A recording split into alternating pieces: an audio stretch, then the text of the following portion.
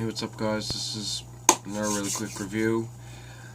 Well, not even review, this is just overview, really, of the new Megadeth album and what I think it's going to end up being like. So you could say this is my predictions of the new album.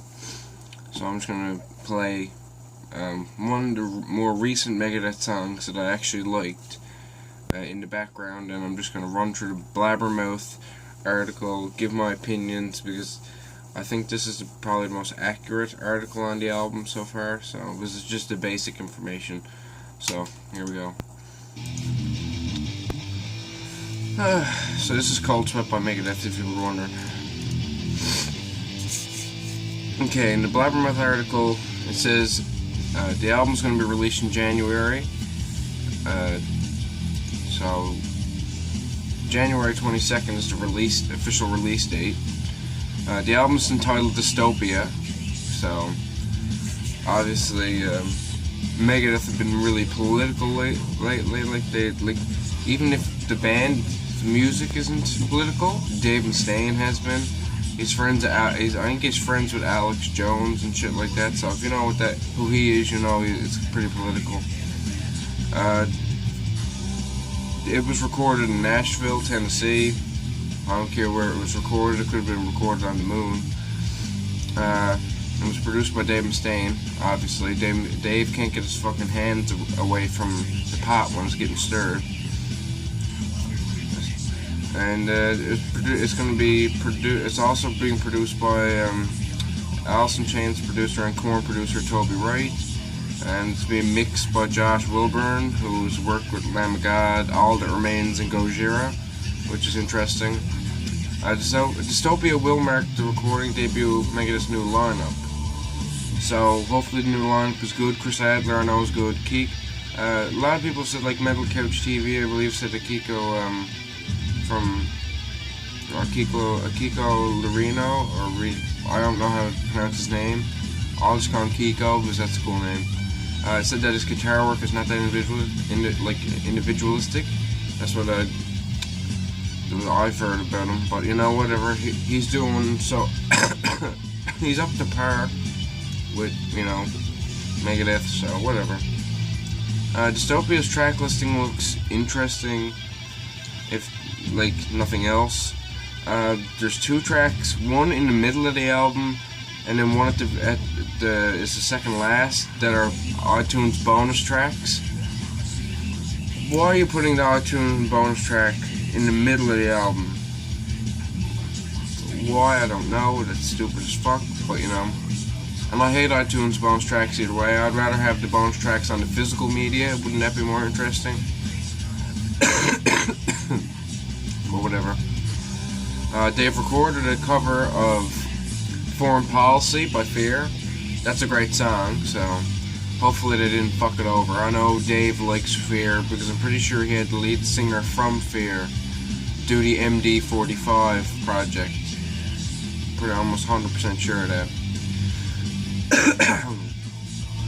But yeah, that's one of the covers. They also recorded a cover for Melt Away the Ice by Budgie, which is weird because that's not really like a known song, even by Budgie, I'm pretty sure. So I know that Dave likes Budgie. I remember he liked him in early Megadeth days, but you know, it's just kind of weird to see a random Budgie cover show up on the Megadeth album.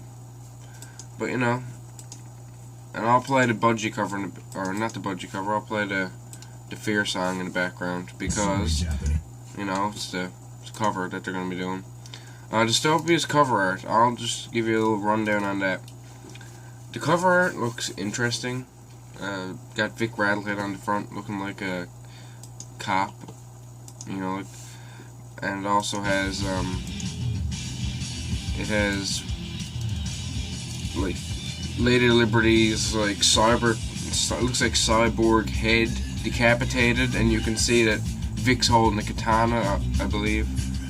And there's just like these floating robots, like Fallout-esque floating robots floating around them. And there's like a like a wire bridge destroyed in the image and stuff. It looks like, you know, like the most mediocre album cover I could even think of, but whatever. Like, it's just, and just look at it. The album cover is just It looks like something somebody could have made for an average thrash metal band or something like that. The Dystopia like font is just a fucking like digital calculator font. Whatever, I don't could give us a fuck. The album artwork doesn't look that great, but you know, whatever. Then there's songs. Apparently, Poison the Shadows off the album features piano. And it's also like, I don't know, it just seems like this is going to be another Super Collider, and I don't really want another Super Collider. And even if it is a great album, okay, but it's just another average thrash metal album. I think that Megadeth is getting really close to the end of the road, if not the end of the road now. I know Dave's vocals live are shit. I wouldn't go see Megadeth live if somebody gave me the tickets, in reality, unless there was a chance of me getting my shit signed by Dave. I'd rather go see a Megadeth cover band, because his voice has just got fucking shot, and I wouldn't waste my time. Unless I know I could meet Dave and get something signed by him, and I wouldn't even want to meet him, just get something signed by him or something cool like that. I wouldn't even go to a Megadeth show at this point. Maybe for like Chris Adler and them playing, but like, you know, it's just getting really down to the point where Dave is not really worth seeing at this point. He's just an asshole, I find. He's just a pure fucking asshole. And he can't keep his goddamn mouth shut. He reminds me too much of Ted Nugent. So, I don't know. If he could just shut the fuck up, write good riffs like he used to, and good music like he used to, I don't think we'd have any problems with him. But that's really all I can say. I hope the album is worthwhile and is worth buying. We're gonna be waiting until next year to actually get it. I could give less of a fuck. And I'll just read this little excerpt. Dave told Revolver magazine about Megadeth's forthcoming CD. There's a lot of riffs going on here, and that's for damn sure. He said there's lots of solos, lots of pounding drums, bass, and I knew that from the start I wanted to go back to my roots. I wanted to make a thrash record. I don't think this is going to be a fucking Rust in Peace 2, which I don't really care for. I don't really give a shit if it's a Rust in Peace 2 like most people would. But at least make a fucking Killing Is My Business 2, or any album you've ever made, even if it's a So Far So Good So What 2, which is my favorite album by Megadeth.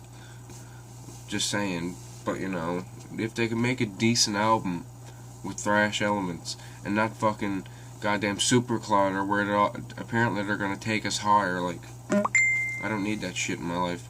So whatever, guys. I hope you enjoyed this little prediction video, and